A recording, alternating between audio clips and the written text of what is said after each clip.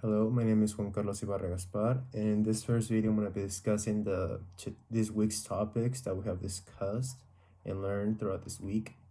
First of all, on day one, we learn about communication, and that is basically an effective way of speaking or writing a message that contains information to just one person or more than one person. A good communicator has to have certain qualities to be effective and good. Some of those are good grammar, speak louder, don't be shy, and others. Well, communication is seen as a form to get a message across. This is usually done with the interaction of one party and another. It usually has to do with more people as well. Uh, when it comes to the purposes of communication, there are several. For example, there is for instruction, there is for integration, information, giving out an evaluation, giving directions, for teaching, for influencing, as well as image building, and you could say also for employee orientation. Um, when discussing the elements of communication or the communication process, we need to have a sender or a transmitter, someone that's actually listening. Then from there, we need to have the actual message, which is what are we gonna say? What's the main purpose or the actual information that we're giving out in this communication? Then we have encoding, communication channel. This is usually based around where you're gonna give it, if it's gonna be a person to person, if it's gonna be more of a internet based, or maybe it could also be text message, phone call. There are certain ways of communication channel. And from there, you gotta have a receiver, decoding the feedback, basically what the other person thinks about your message, your communication. And in some other times, there's also brain drain. Another aspect that we also learned was communication being a two-way process. We were supposed to put this in our blog. And, well, actually, we did put this in our blog, but it was based around is it or is it not, and please explain it. Well, funny enough, to have I guess like an actual successful communication, there needs to be an involvement of two parties. There should be a receiver and a sender, or the other way around, a sender and a receiver. Uh, being dominant on one side of the conversation, or I guess communication, can be seen as overwhelming. So there needs to be I guess like a back and forth communication for it to be successful. That's why there's said that communication is a two-way process. Going now into the second topic, which is money, foreign exchange, and finance, we come down to the difference between money and currency. Well, currency, you could say, is defined as a medium of exchange. It's a unit of account, it's portable, divisible, fungible, which means that each unit, it's pretty much the same as the one before it, the one next. While money, it's all of that, but it also has a stored value that is basically held over a long period of time. It's usually pretty confusing for people differencing between currency and money, because you could say it's pretty much the same thing, but it's not. There's certain aspects of it that make it a little bit different. When we talk about important characteristics, we have that it's portable, durable, divisible, fungible.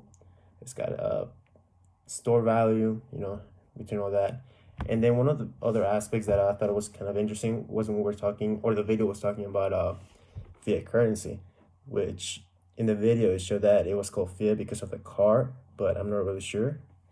But basically, what fiat currency, it's those currencies that are not backed by gold or silver, because the only, I guess, real currencies is gold and silver, because you cannot mass produce them, and there's only like certain like limited amount of gold and silver, so they're like the actual currencies of, you could say, the world. Well, going back to the fiat currency, it's usually a currency that it's usually based on paper, basically. So this you can mass produce, you can make more of it, and at the end of the day, the currency or the value of this fiat currency goes down. and it can eventually go to zero, which is mean it's worth nothing at the end.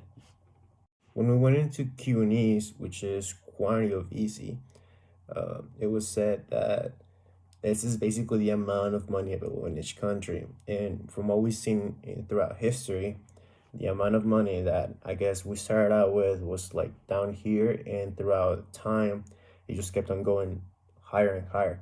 What that means, it means that basically more and more money was printed every single day. Basically, every year there was more and more money than there was supposed to. A good example of this, and I guess fiat currency and all this aspect, also of why money is, I guess, not a well, paper money. That's what I meant by money. Paper money is not a good, I guess, currency. Is because, for example, the U.S. started out printing a lot more money, and they were sending out the money overseas, and basically, well, with them printing more money, they were causing inflation, which means that the value of their paper money was decreasing. But since they were shipping it out of the country, there was also shipping out inflation. And you could say that later in the future, that money's gonna come back and it's still gonna be worth as much as it used to be.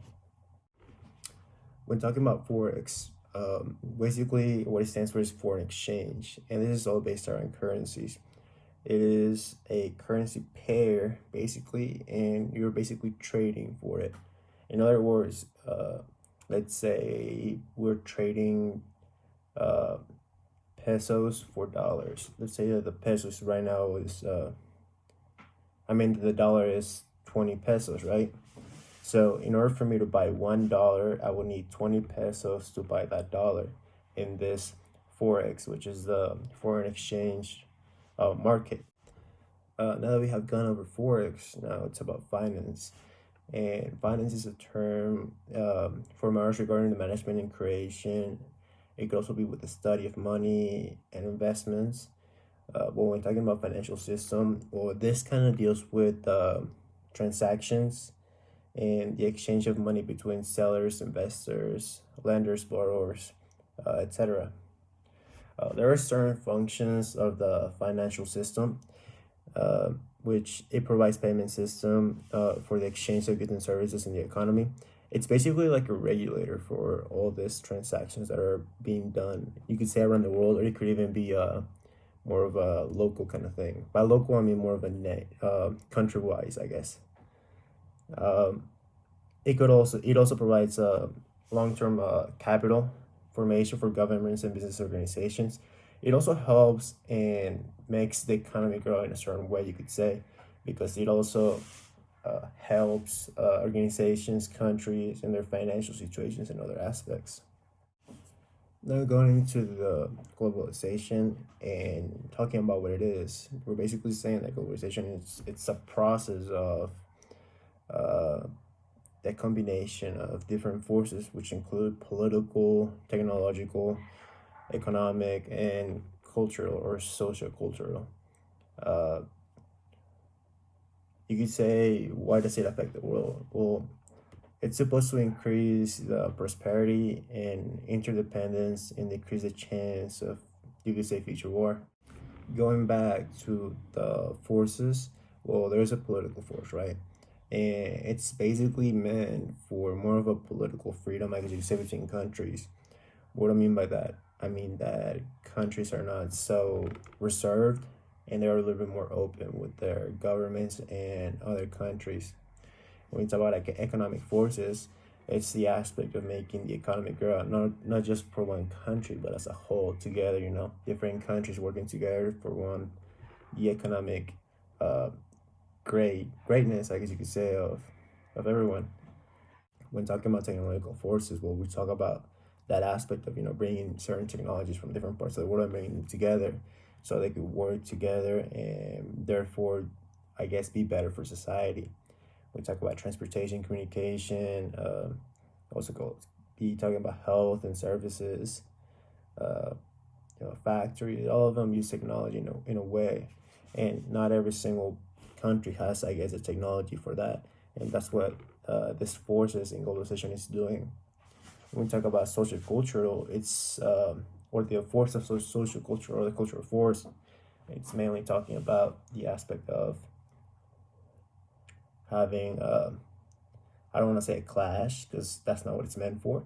It's meant more for a mixture of knowing, that even though people live, across from you or they're your neighbors, they're not that different from you. Why? Because they have their own ideology, they have religions, um, ways of lives, and at the end of the day, we are pretty much all the same, but different a little bit. Now, if we say that globalization is good or bad, in my opinion, it's a good aspect. Why? Because I feel like it does. It's hurting people, yes, not like physical, but more of a economic aspect. You could say, maybe we have a clash of cultures and other stuff. But it's also forcing people to change, and it's a change for the better. I don't know if that makes sense. Some people say we're being trapped by this, globalization aspect that we are all being controlled. You could say that too, but if we, think a little bit about it, this globalization aspect is actually doing us good because it's making us change, making us do better things, making us grow, not only personal but uh, more of a country or national aspect. At the end of the day, you could also say that change is not always bad. Sometimes it can be good. Finally, we really didn't have that an assignment over global and local economy, but it is kind of linked to globalization. When we talk about global and local economy, we're also talking about markets. There's local markets that are based just on the local economy, and then there is global markets that are bigger and broader, uh, that are based on the global economy. So what do I mean by this? When it comes to local markets, well, they have their own economy, have their own goods and services they deal with each other, right? And then when you have a global economy, it's including the local economy and plus, different countries, I guess, markets. And then from there, they form the bigger, broader global economy.